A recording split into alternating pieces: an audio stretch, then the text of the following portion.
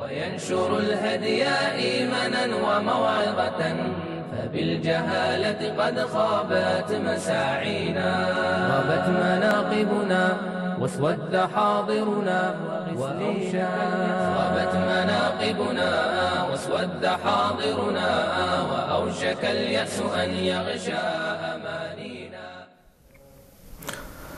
Assalamu alaikum wa rahmatullahi wa barakatuh. Ahlan wa sahlan wa marhaban bikum. Another week is past, another week in which we had many opportunities, and whatever we've been able to maximize on, we ask Allah tabaraka wa ta'ala to accept, and whatever there was deficiency in, we ask Allah tabaraka wa ta'ala to forgive. And we make dua to Allah that He prolongs our life, and that next week we meet again, and the week thereafter we meet again. Remember, the longer you live, as long as it's a productive life, a life in the obedience of Allah tabaraka wa ta'ala, the heavier and the more laden your scale of good deeds, and the more the opportunity to earn the pleasure of Allah and to secure the forgiveness of Allah for the errors and the slip-ups and the mistakes. Now, some time back, we had a well-known personality, educator, motivational speaker, counselor, Brother Edris Khamissa in studio with us, and we had a riveting and an inspirational discussion really about his life story, and it was dripping with lesson and motivation. And he's an expert on many areas when it comes to social issues, especially marriage, parenting, education, leadership, and that kind of thing. And today we have him in studio, and we're going to commence with a discussion on marriage, and we're going to try and draw from his gems and his words of wisdom, and we're also going to try and draw from his experiences, what he's learned along the way, what he's picked up in his interaction with couples, in his counseling, in mediation, and trying to reconcile couples and trying to assist them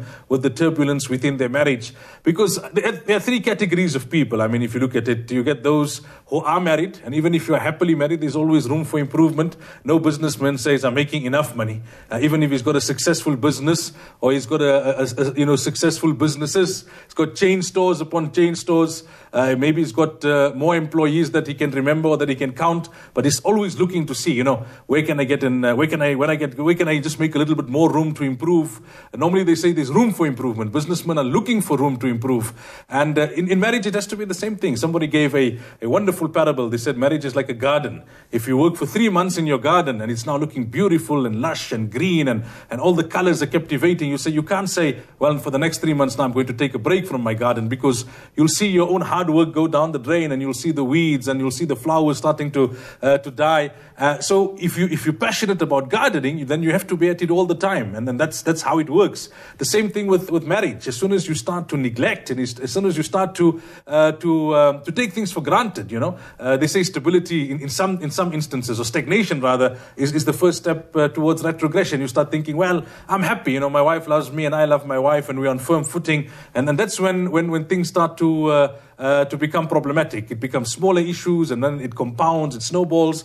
So all of you out there who are happily married, this program is for you also. And the reason I'm saying that is sometimes when we say we're going to talk about marriage or we're going to talk about parenting, and those who feel that, no, I'm well, I'm doing good. No, this is not for me. This is for those who are on the brink of divorce. For those who are fighting like cats and dogs, and who are threatening each other with legal action and that kind of thing. Well, perhaps it's more so for them, but it's also for you.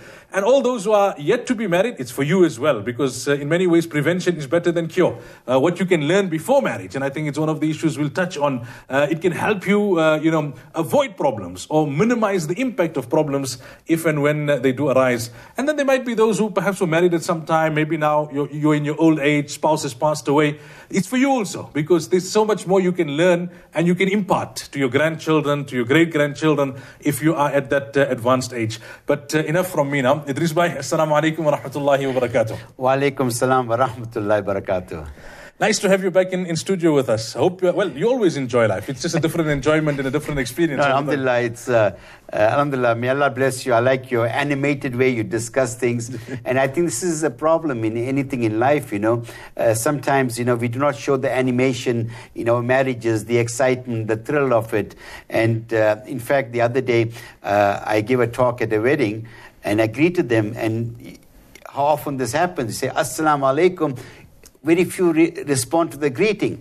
Then you remind everyone, listen guys, this is a marriage. It's not a janaza. And sometimes we have forgotten. we have the capacity to enjoy ourselves, of course, within the Sharia, to bring joy to other people and to uplift ourselves, So alhamdulillah, may Allah bless you always, Maulana. Ameen, ameen, ameen. Marriage, it's such a wonderful thing. It can bring so much of happiness and fulfillment into the lives of not only the husband and wife, but their children and the extended families. And we hear every time when the marriage is solemnized, then the Maulana will say this is not the coming together of Ahmad and Aisha. This is the coming together of two families. But when it turns sour, it also becomes, not only two individuals who become antagonistic and aggressive, but two families. And when marriages are successful, then the foundation of the community in many ways is solid. And when marriages start to disintegrate, you have these people who are at each other's throats, and there's so much of bitterness, again, between families and between, individuals and on both sides, that's where it starts to eat away at the foundation of family, of society, of the ummah. Because, we talk so much about unity, and many times we hear our scholars tell us that it's not going to happen on a macro level until it happens on a micro level. If you're not united in your marriage, then, it's no use. We have these pipe dreams about marriage. I'm going to start with a very broad, open-ended question, and in many ways, this one question that your answer could take the whole program. But as you go along, we'll just then, latch onto a few points and go into sub-discussions, if you like. Many times nowadays, and I'm starting a bit of a negative note, but we'll move towards the positive as well as we go on, as we go along. People say, why are there so many difficulties in people's marriages?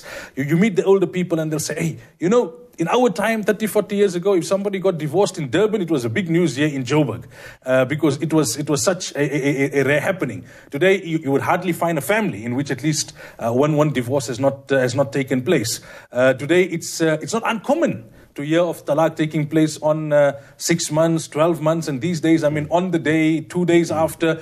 Just last week, the lady that runs the hall at our Nurul Islam Center said, Maulana, she told me in the week that this weekend we were supposed to have a function, and the boy and the girl had a fight and they cancelled everything. And the parents are crying now because, all the expenses and all of that. Why have all these problems crept in? It's multifactorial, and there are many, many factors that have contributed to it. One of the very great factors, as far as I'm concerned, is that many of our children are not growing up in homes where parents are the role models. Because long before you sit down and talk to your kid about marriage, they know about marriage. They see how you behave towards the wife. Whether you're vulgar, you're civil, do you show them, for example, you can disagree, but you can be agreeable, that you can be romantic, you can be caring, you can be an individual that inspires, and you are really a garment unto each other. So the example, they don't find that at all.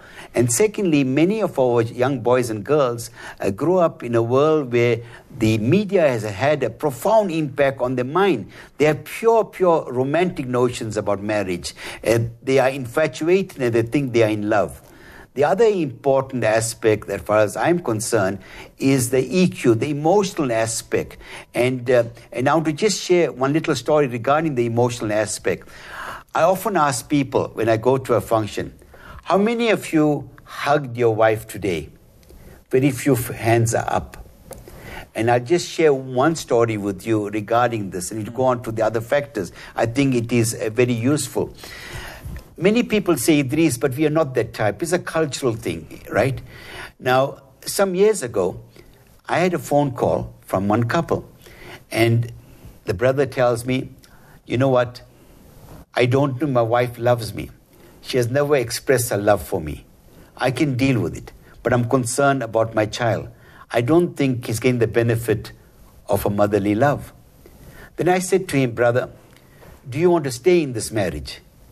He said, yes. I said, what about your wife? He said, I must speak to her. I spoke to her on the phone. She said, yes, she wants to. But I said, there is only one problem. My father said to me, if I don't come back home now, I must never come back. I said, no, you stay with your husband. I'll be there. Because as many people know, I tell people I'm a doctor of love. A doctor of love. I'm not here to separate people because I don't be a witness to the shaking of Allah's arsh. I want to do everything humanly possible. Of course, sometimes divorce can be the best thing for a situation, right? But it is how it is done. If they part, if they depart, if they separate, if they can say we tried everything humanly possible, and they live calmly. So anyway, I went to this particular town. The brother came to fetch me. Then I said to him, tell me quickly about your wife's background. And he said something that was very intriguing, and I'm so glad he told me this. He said to me, when my wife was about 1.5 years old, the mother left her. I said, okay. So I went to the home.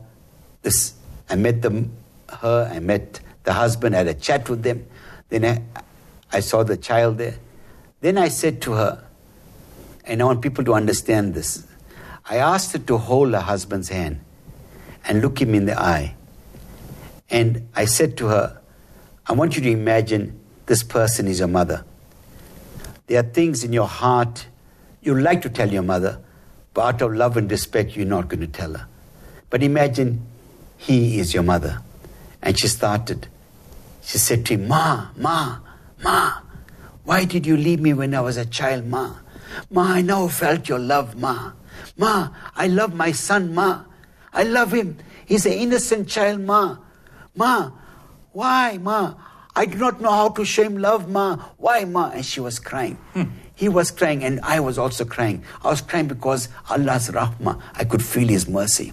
Then she said, Ma, I never saw you and Daddy hugging each other. I never saw you all, heard you all saying good things to each other, Ma.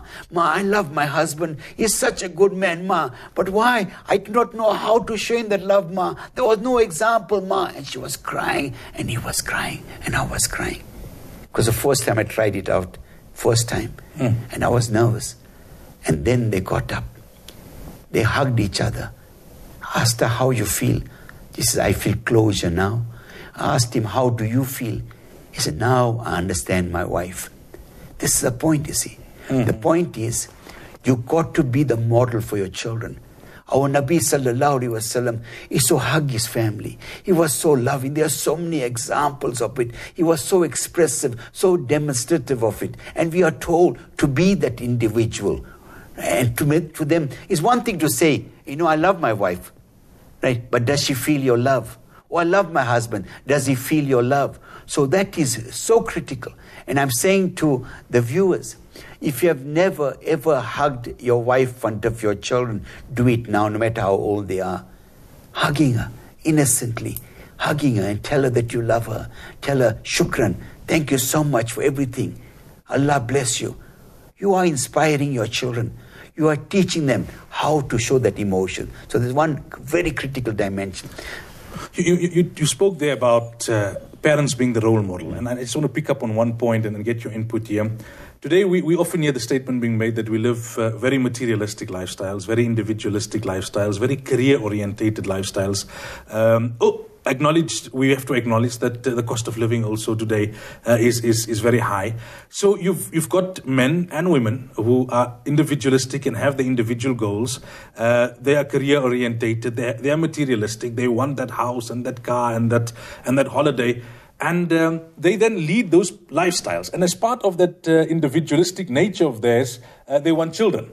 But those children then come into that home, and then they are not able, because of the route that they have taken, so much of emphasis on the career and the personal goals and the material needs, that they don't become that example you were talking about, which 20 years later manifests itself in the form of problems in their children's marriage. Yeah. In fact, Maulana, I'm so glad you're raising this. There are two particular things. I tell people this, that parenting is not your relationship with your child, but your relationship with your spouse. What is the level of that relationship? The other thing I tell people, often I conducted a workshop with Sheikh Sajid Umar this weekend. I asked this question, I'm saying to all of you here, write down what you think will be your regrets in terms of relationship with your family, your relationship with Allah, our Nabi sallallahu alaihi wasallam. And they wrote down a number of things. I said, don't you not think now that you are foolish, you are short-sighted, you know that this is going to be your regrets, you do nothing about it. I often speak about the recklessness of the youth and the regrets of the aged. And that's the point. The point is this, you've got to ask yourself, to what extent your individual achievement, to what extent your material pursuits are going to contribute to your happiness. To what extent? To what extent is going to unite the family together? I found some of the happiest. I'm not suggesting that wealth is necessarily evil. If you become a slave to it, then it's evil. If you have an attitude, it becomes an evil. And if that wealth creates in your children instant gratification, that's another critical aspect. When children are given whatever they want, whenever they want, right? When the wants become their needs, you find these children grow up and they become terribly impatient. They're not prepared to persevere. They're not prepared to work on the marriage. They're not prepared to negotiate. And this is it. We are living with that kind. It's true. These days, there are economic constraints. The demands are very, very great. But demands for what? Not demands for leading a simple life, but demands for leading a high life. Demands to impress other people. And I say to people, when you are all alone, you are all alone. You alone can fight your demons. It's very critical that marriage is a partnership. Our Nabi Sallallahu Alaihi Wasallam, we are reminded also, we are garments unto each other. What a beautiful metaphor of beautification, of support, of warmth and protection, of chastity, a whole range of things. And our Nabi Sallallahu Alaihi Wasallam also reminded us, right? I think he said to one of his wives, Bibi Khadija, Bibi Aisha, he said to her, you are the queen and I'm the guest. What a beautiful thing. Also, I remember Maulana Junaid Jasad once mentioned this, that our Nabi Sallallahu Alaihi Wasallam said words to this effect, you must keep your relationships moist. What a powerful metaphor about vigilance. The point that you made, a beautiful metaphor of the garden. Mm-hmm. You know, you can't invest now and then say, I'm relaxing, I've done whatever I could. So the whole issue is we need to reflect on our lifestyle. We need to ask ourselves. In the last program, I spoke about my dad. We speak about many people. I've yet to come across any man. I'm not suggesting women are innocent. Don't get me wrong.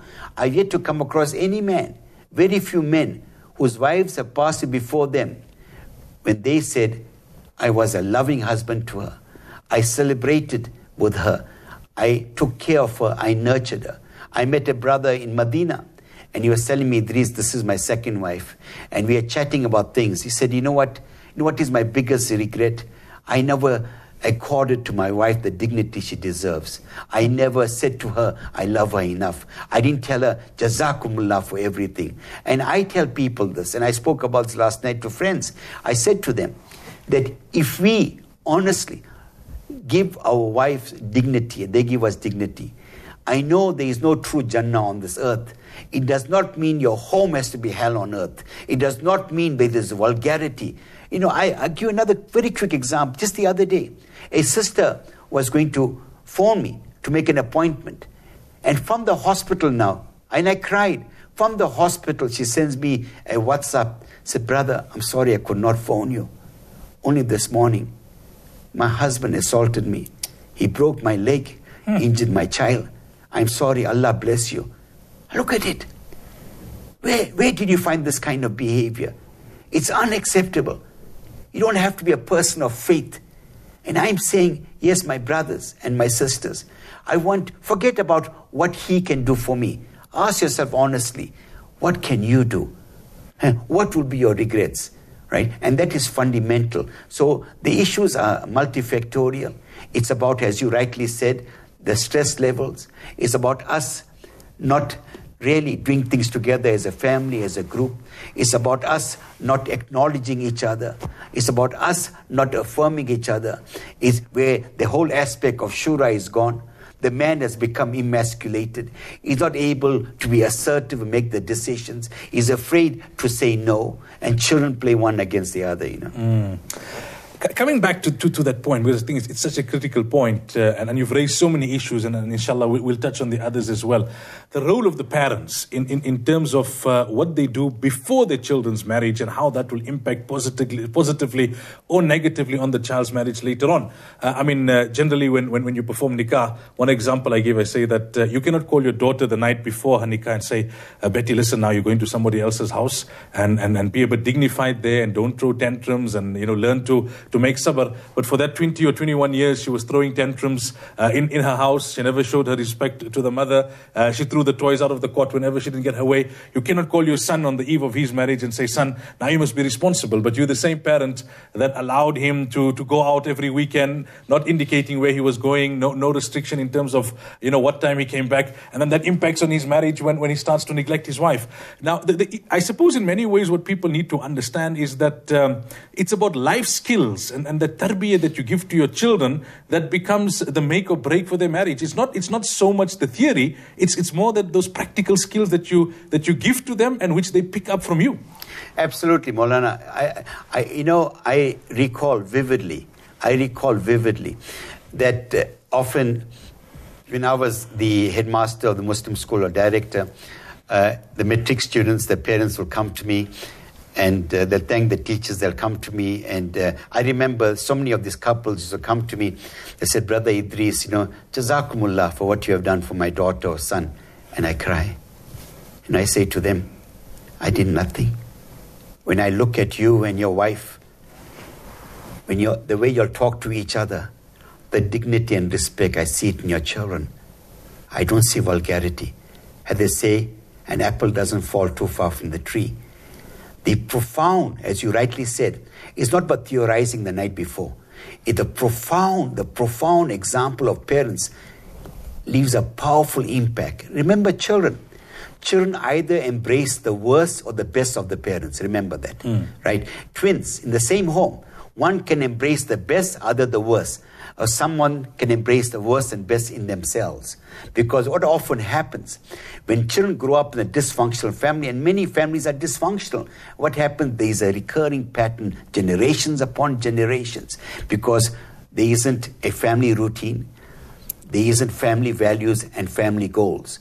And one of the things that I really need to mention, for example, alhamdulillah, and I'm sure we're going to talk about it, whether there's a need for premarital counseling, what should it intake, who should be involved, and we'll talk about that. But before we discuss that, I have found really that today, and what you said is very, very sad, and we must not be in denial. The ummah is bleeding. You spoke about the iddat is longer than many marriages. I heard of nikahs between the nikah and the reception, marriage is breaking. And what also is very, very painful for me, very, very painful, when fathers tell me, my son and his wife have problems. Then I said to them, what are you going to do? And they tell me, no, whatever decision my son makes, I'll support it. And I tell them, what kind of father are you? How can you support him? What effort are you making to understand the underlying cause? It does not mean because he's your son that he's angelic. He has not contributed to a situation. So it worries me that as parents, when you are involved and in this sacred institution of marriage of your children, you got to support them. Support means both nurturing it, support them, also to be sometimes critical of them. Supporting them is also guiding them in terms of what they should do when there's an issue of difference or there's conflict, I once attended a nikah, Idris Bhai, and one scholar was giving a talk as now, almost routine before the solemnizing of the nikah. And by the way, I was very enlightened to read, and Mufti Taqi Sahib has written that was actually a practice of Sahaba. Before solemnizing the nikah, they would give a few words of advice. And he gave a phenomenal example. He said that, in any field to succeed, you need a mentor. You need somebody in whose shadow you walked for a significant or at least for a sufficient period of time and you learned and you observed. Because as you said, it's not only about the theory. The theory has its value. So our children go to Muslim schools and they learn Kitabun Nikah and they learn about the rights and responsibilities and all of those kind of things, which is important. But what they don't do, this scholar mentioned, is that they don't spend enough time in the company of their parents to learn how to be a husband or to learn how to be a wife. And I think in the last program we spoke about same house but different rooms, almost like we're living in hotels. The rooms are right next to one another, but we're all in isolated and insular. And is this perhaps not a problem? To an extent it's normal. I mean, youngsters want to be with youngsters, but today you see parents going for holiday alone. No, my children want to be with their cousins or want to be with their friends. Children don't want to socialize with their parents. Obviously, elders socialize in a different way, which might be a bit boring. But is it necessary for us to to impose to an extent. You allow them that freedom to be with their own age group, but to an extent to ensure that that girl spends time in the company of her mother, to learn how to multitask. Keep a husband happy, keep the domestic happy, keep the children happy, ensure the food doesn't burn at the same time, ensure that the telephone is answered. These are practical life skills that you learn by observing and not by reading and listening. That boy seeing how his father balances the stress of work together with the pressures of marriage and parenting and everything else that goes with being a father and husband. You hit the nail on the head. This is precisely the problem. You find today, as I spoke about, there isn't any family routine. It is so easy for the mother to say, where is Muhammad or where is Fatima? No, they've gone out with their friends to eat. Aren't they joining us for supper? This is becoming a recurring pattern for day in and day out with some children, right? And you do not mind it because you got peace of mind. But as a result, they are socializing into a lot of negative behavior. They have not seen the point that you make, the parents being the role models. I recall very vividly because my cousins, most of them were girls, staying in the same house. And my auntie was quite a disciplinarian. No matter, and they did well at school, the girls. And we used to come from school, they immediately in the kitchen. Thought that we're not suggesting that the kitchen is the preserve of the girl, but what we are saying, they're learning the skill. And therefore what happens, many of them today lack the confidence of domesticity. They lack the confidence of being the father, the mature man, the person with decision maker. Today many boys are emasculated, right? They're not able to assert themselves. And as a result, what happens, there is a degree of insecurity. And you find, this is very important, the parents have almost cut themselves off, and then you ask the same young people this question, okay, you're going through these issues here. What advice did you get from your father? I got no advice. What example? Right? And they tell you. I came across some examples in the recent past. They say, well, my father used to hit my mother, did all kinds of things. But the point that you're making, that marriage is a noble institution. It's an institution of not only your rights, but concomitant responsibility.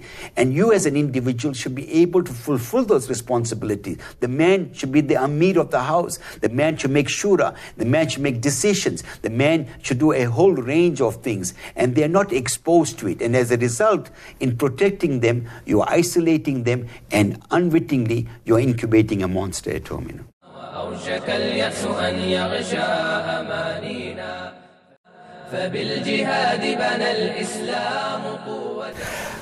I still want to focus a little bit on that premarital phase and how those aspects impact on marriage. And, keeping in mind the maxim of prevention is better than cure. Something you touched on, premarital counseling. I've heard people, because, they get so frustrated with the level of turbulence in marriage, and they say, when are you ulama going to actually make it compulsory and say, we won't perform your nikah until you don't come with a certificate to say that, you've done premarital counseling. But that aside, without imposing it on people or making it, jurisprudically, compulsory, the urgency of it is not doubted by anybody, or the emphasis behind that particular call, whether it be in a formal way or an informal way. But let's talk about the formal marital or premarital counseling. What are your thoughts?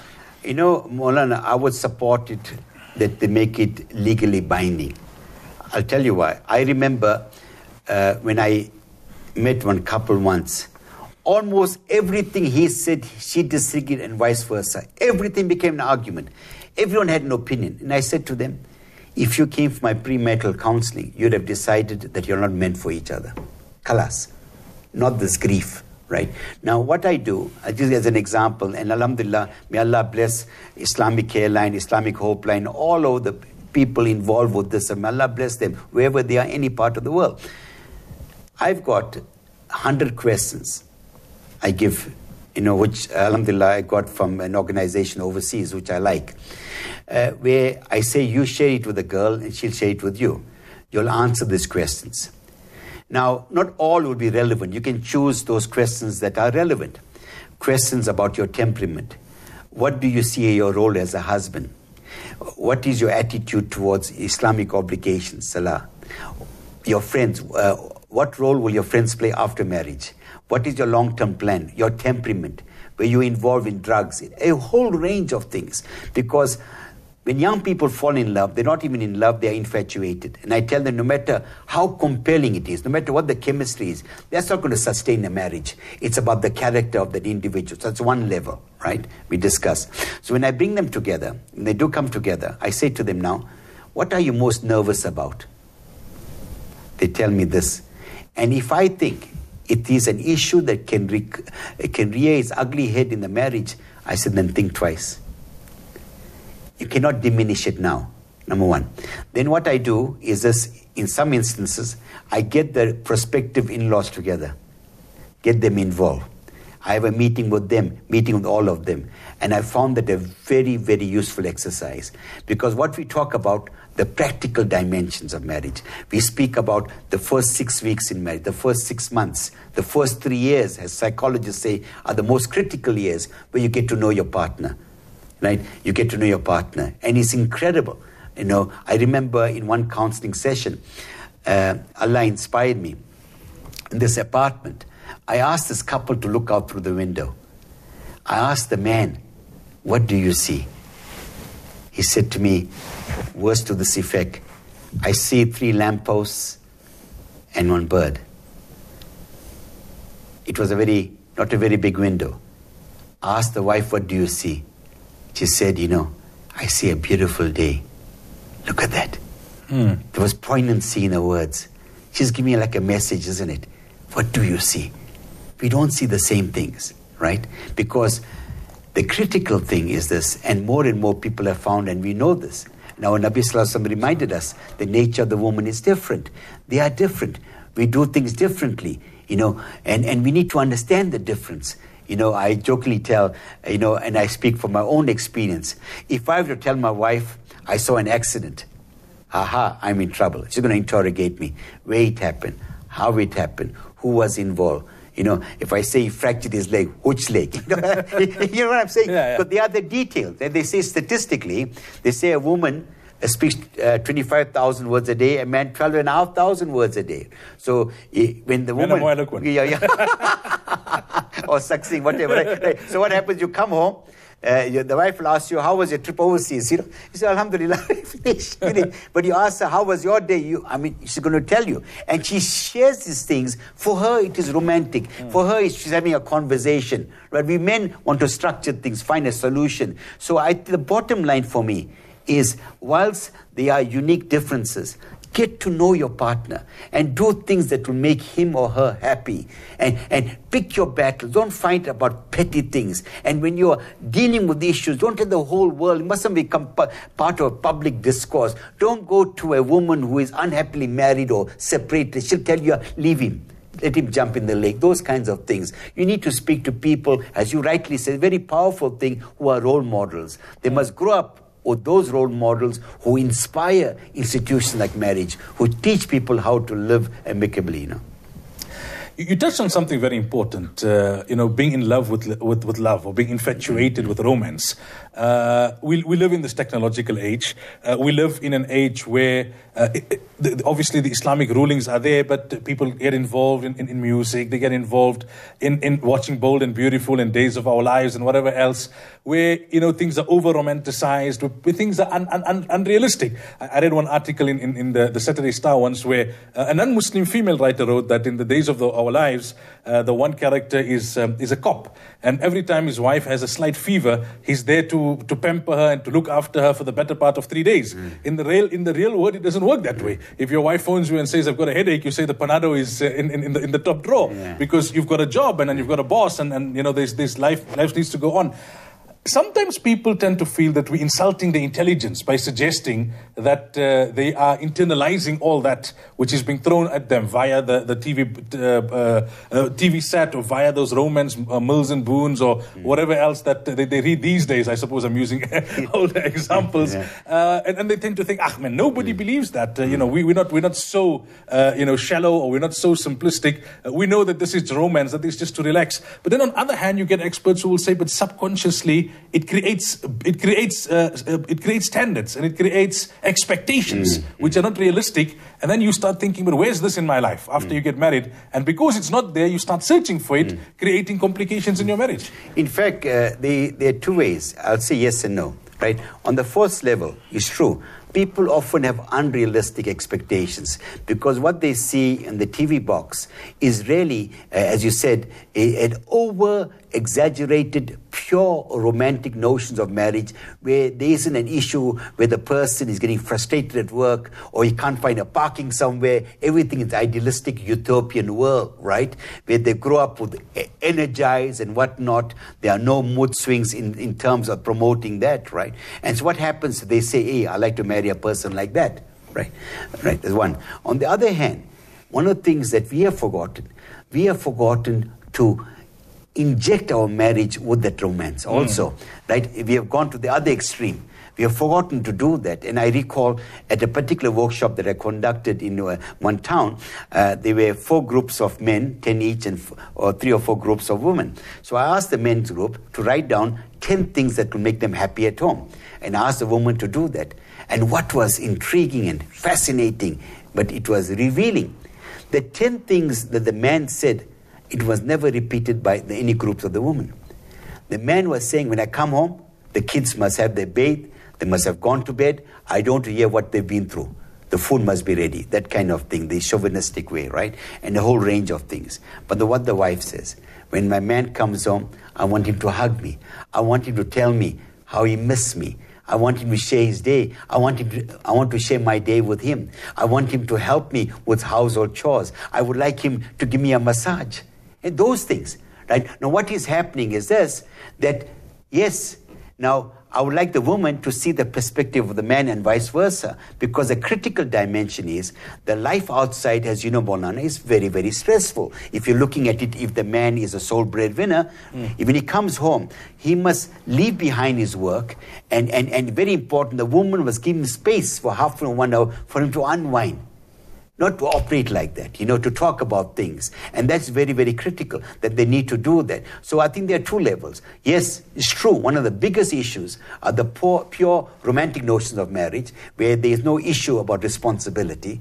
On the other hand, when we have forgotten to be romantic, we have forgotten to be caring and nurturing and doing things in a partnership, Premarital relationships, again, the Islamic perspective is clear-cut, and we as Muslims from a young age, we are taught and we are brought up, and we know that anything which Allah says is not permissible. There's definitely no goodness for you in it, no matter what the rest of the world says, no matter what you may think or what your logic or reason may be suggesting to you. That's obviously from our belief and our Aqeedah perspective. From the perspective of where in your counseling and in your interacting with couples, if you can give us a few examples of where you've seen that this problem is as a result of premarital dating. Premarital dating has created this complication or this issue. Along those lines, perhaps, if you can comment and give us a few examples. In fact, one of the things that very, very, it saddens me to see that when it comes to the issues of haya and modesty, we have disintegrated. There are many more things that we tend to allow these days without battering an eyelid. And I find that there's so much of familiarity that they say familiarity breeds contempt. In fact, what happens where the young anticipated wedded couple go out together alone, where they spend time together. And in fact, not only that, and through the social media, many people seduce each other through the social media. Parents themselves have no idea who the kid is communicating with. I mean, I've come across recently a fair number of examples when a particular individual has proposed for a person's daughter, the man and the father of the girl gets a shock. He said, "You're proposing, you want your son's hand for my daughter?" Right? He gets a shock, right? Because he never anticipating his daughter marrying this particular individual. I'm not looking down upon that individual for whatever reason. And then when he confronts his daughter, unbeknown to him, his daughter was in touch with this person for 1 whole year. They've met privately and a whole range of things. Now she's emotionally entangled. And once the emotional entanglement takes place, then no reason prevails. They're not interested. They think this is a person of his dreams. Daddy, if you're not going to allow, we're going to run away.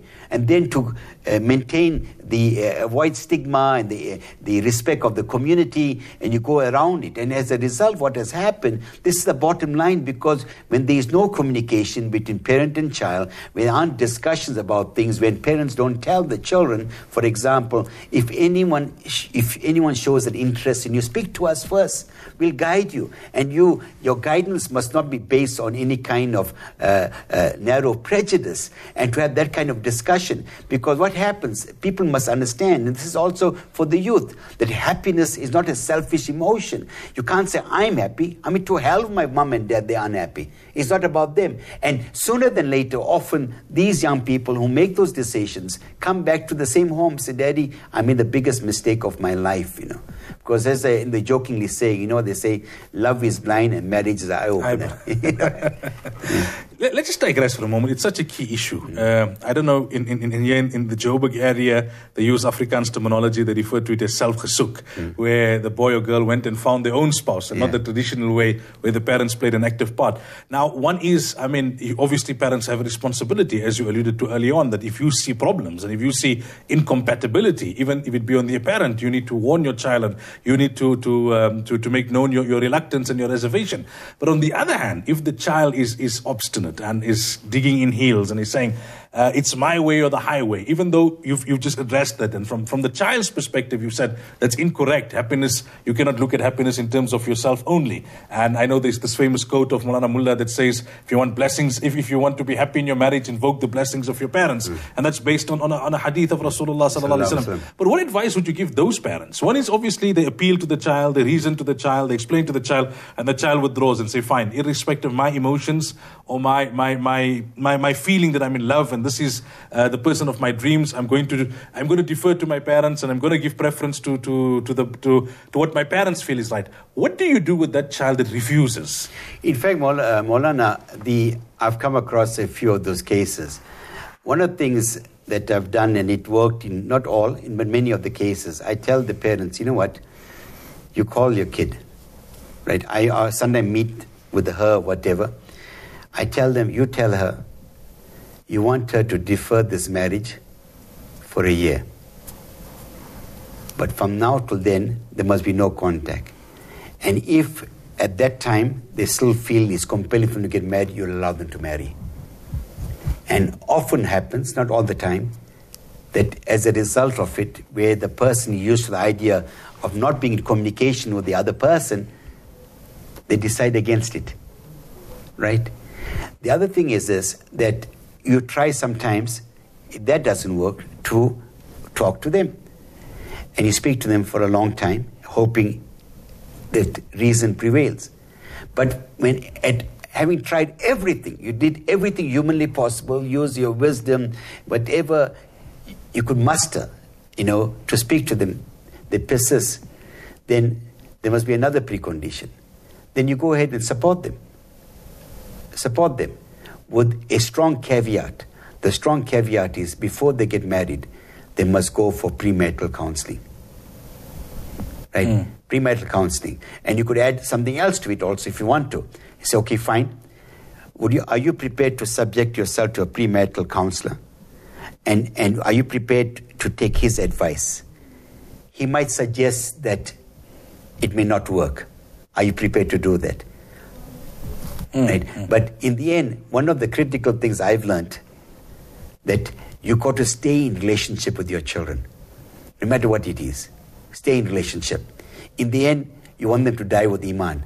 They are going to make mistakes, but we need to be far more preemptive. We need to be far more vigilant. Is it not sad? Only suddenly, when the issue crops up, you say, my gosh, I did not know it. Were you blind?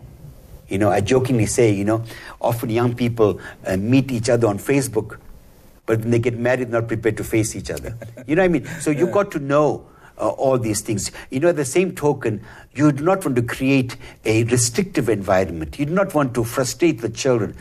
Children are going to make mistakes, Islam is about gradualism, process of time. You will take them by the hand, inshallah. And like one of my first cousin's daughter, she says something so beautiful, Her name is Nasima. She said that if she marries a man who is like her father, she'll be in heaven. What a beautiful tribute. So in other words, as parents, I always say this, and I don't mean to be hard. There are exceptions to the rule. They say if you look at what's going on with our youth in terms of marriage, they're making those irrational choices, they're doing all kinds of things, who do you blame? I say parents are primary educators. They must accept the brunt of that responsibility. We know marriage is a commitment. It's not obviously Islam being the religion of moderation. It's not on the one extreme that says you don't require any formal commitment like we see what is in vogue today, where people say this is my partner and then they're changing partners more often than people change clothing these days. On the other hand, you have certain ideological groupings who would say, well, that's it. Once you're married for life. It's for keeps and there's no exit strategy. And Islam, as always, is in the middle, saying that, look, you've got to make a firm commitment. You got to prepare yourself, to be in that marriage, warts and all, and to take the rough with the smooth. But if you've tried everything and it's not working, then there is an option, but it's the last option. Do parents sometimes bring that option a bit too close and amplify it? With statements like, "Well, we're only a phone call away. If he troubles you, if he hassles you, you just phone me and we'll sort him out." That, on the one hand. On the other hand, there are those parents who say, well, you married, don't talk to me now, sort out your own problems. And later on in life, they get shocked when they hear the kind of abuse that their daughter went through. And they say, but why didn't you tell us? And they said, well, we felt we couldn't. We just had to make do. How do we find that balance as parents? I suppose by letting them know that if you're seriously in trouble, we're there, but at the same time telling them, listen, I'm not your first port of call. Yeah. You see, it's a very powerful point. You see, there's a big difference between showing and telling. I do not have to tell, if I had children, that my heart is open to you. I do not have to tell them that I care for you. I do not have to tell them that when you are in trouble, I'm here to support you. That should have come through my conduct throughout the years. But I find many parents who have not connected emotionally with the children to let them know I'm here for you. And what are you doing? You are really opening the floodgates. The floodgate, they'll come to you. Without saying to them, for example, I recall someone, when his mom and dad passed away, his sister came home. She said, why? He said, no, my husband and I had a fight. So he told her, this is not your home anymore. You sort it out with them, with your in-laws. And she went back, and she's happily married for the last many years now, right? Now, what is important is this, that it's issue about disagreement, how to disagree. They need to understand this, that the girl is a product of her life experiences and from home. You are the product of your life experiences. One of the things that I do in the workshop is, for example, all of us have different patterns. Even, for example, sleeping, right? She may be in the habit of sleeping on the left-hand side of the bed, and that's where you all normally sleep. Now, when you sleep on the left-hand side, she's already making an adjustment. People find it difficult to put the watch from one wrist to the other, or put one ring to the other finger. They find it very, very difficult. So the issue is about adjustment, understanding each other. And that's very, very critical. So parents should understand this. They must understand, for example, the gravity and enormity of the institution of marriage. It is for life, that you're going to have your issues. This is how you need to deal with it. For example, part of premarital counseling, I asked the girl, for example, if you have an issue of conflict, how would you like to resolve it? When would you like to resolve it? Right? I asked the boy. And often the boys will say, no, I need a few days later, not immediately. But the woman, most of them say, let's do it now. I say, you compromise. Don't say a few days later. Okay, tomorrow we'll discuss it. It's very, very important. Then what happens? It becomes a nagging situation. And I'll share with you this very powerful example I came across, so people to understand. Because many of the issues, many reasons people cited for divorce are petty, irrelevant, immature decisions. Almost the couples are too naive to understand. I saw this.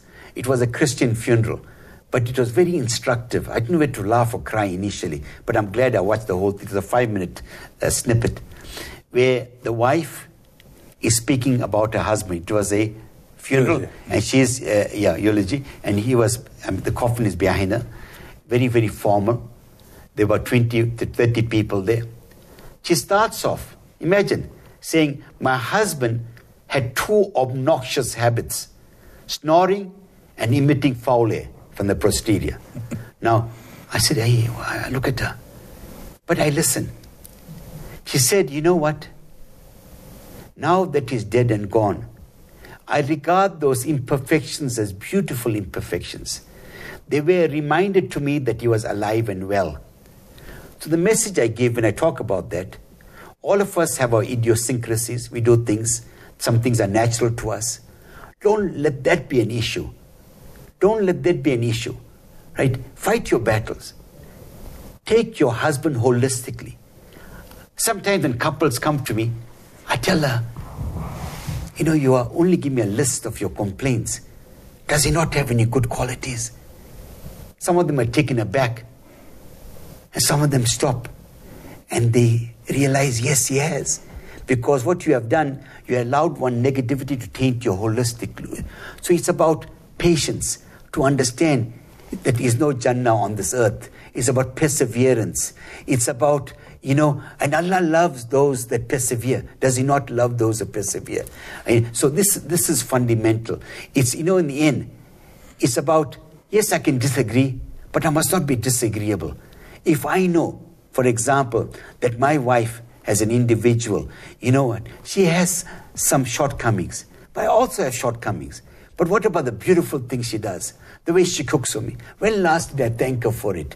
And the point, the parental involvement, it is so, so critical. In some homes, practically every child has marital problems. Now, can you blame them for that? And part of the process, and something I need to tell the viewers, it has been said, if your first marriage fails, there's a 50% chance your second marriage, and 75% chance your third marriage. In the end, it's about you. You got to learn from your mistakes so that you not replicate those mistakes.